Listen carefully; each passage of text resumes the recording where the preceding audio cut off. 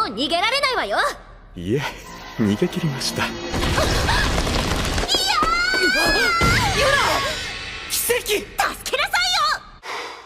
Boy, that escalated quickly.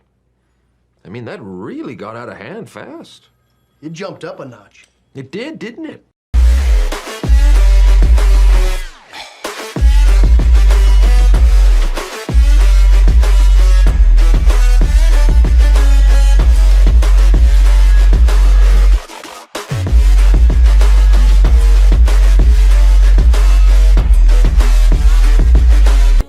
Inuyasha, released in 2000.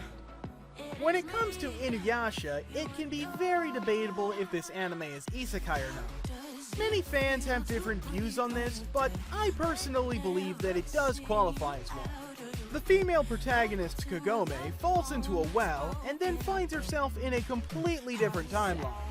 The entirely different parallel world has more of a fantastical appeal to it. What more do you want from an anime to qualify it as an isekai? So, now that we've settled that, undoubtedly Inuyasha is the perfect example of classic isekai that came out long before the genre was even considered to be cool. ちょっと、あんた。桜子さん。Kurako-san no Ashimoto ni washitai ga umaru. A young man meets a girl who has a hobby of examining bone specimens. A pretty creepy premise, but somehow the series finds a way to make this not so creepy. Actually, it's presented more as an interesting mystery series. The problem is that the series has some missing points, so this entire show never really grabbed people's attention. Still, it does have interesting points in how different bones are investigated and teaches a little something along the way. Now, it's a rather low-key anime, but it's a rather decent watch for a mystery. It's a series you could watch if you feel up for a different sort of mystery. Number 8. Re:Zero, Starting Life in Another World, released in 2016 and still going. Re:Zero tells the story of a young boy named Natsuki Subaru who gets abducted to another world. This is when a magical girl comes to his rescue, and to repay her, he decides to help her find a stolen item that she's looking for. But everything does not turn out so well, as during their journey of hunting down the item, both of them get killed. Fortunately for Subaru, he returns to a point zero, where he attempts to relive his life again and fix everything that went wrong during the first attempt. He uses this power to not only save the life of the magical girl, but also many other innocents in this strange new world. The one obvious commonality between the two shows is that they're both isekai, where the main characters, Toya and Subaru, find themselves in unknown lands. The boys, despite being quite powerful in the new world, try to achieve multiple outcomes and don't confine themselves to one positive goal. Toya from In Another World with My Smartphone tries to help everyone he can with his newfound abilities. Similarly, Subaru shows a lot of courage and tries to achieve the best possible outcome that he can get from all of his actions. If you're looking for somewhat of a time loop anime that reminds you of sci-fi Hollywood classics like Groundhog Day and Source Code, you should definitely check this one out.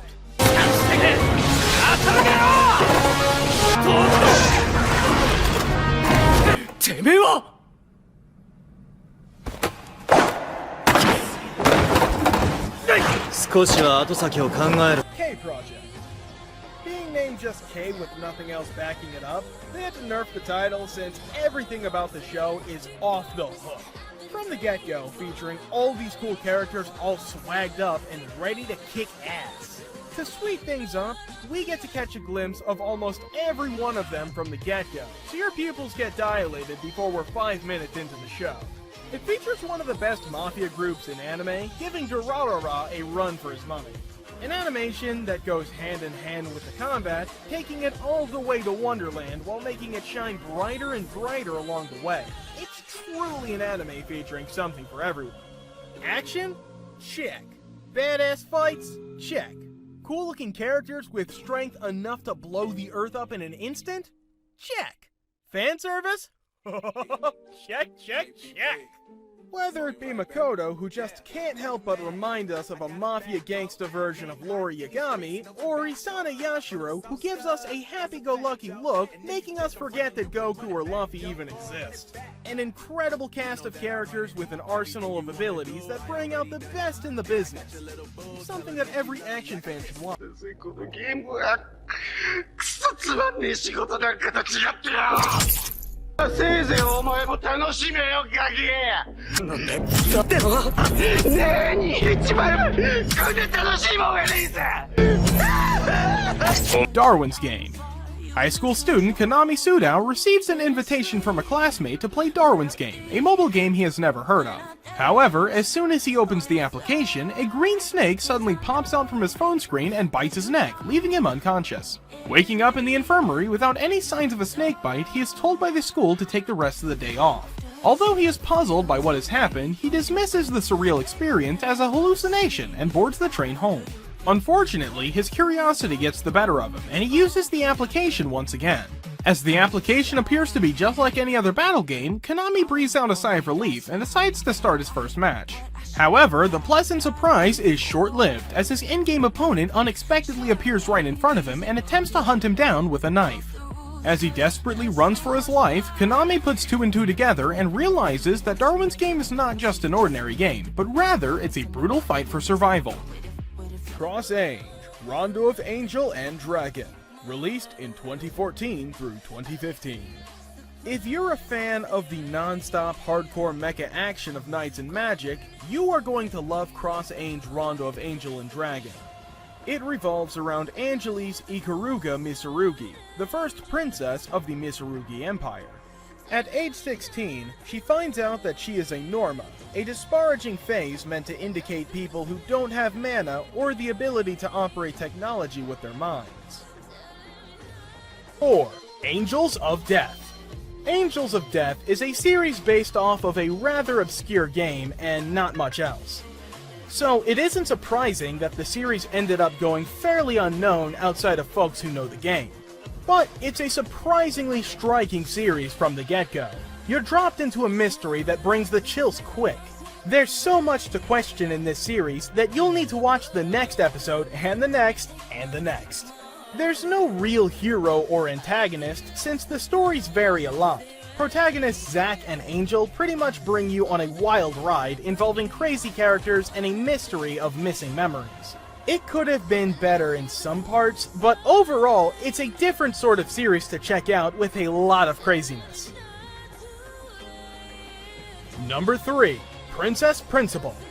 When you think about it, there's not a whole lot of anime shows that fully feature a spy story. And with many edgy series featuring a full female cast popping up nowadays, it's easy to see how Princess Principal got a bit passed over. However, the series has a lot more layers to it than you would expect. With the storytelling out of order, it only adds to the mystery as you go along. And it also helps that the action scenes are brilliant. There's a lot of ingenuity to be found with the story, so I think it's really well written. It's like on a big jigsaw puzzle, and each episode leaves you guessing in some way. Number 2. Outbreak Company, released in 2013.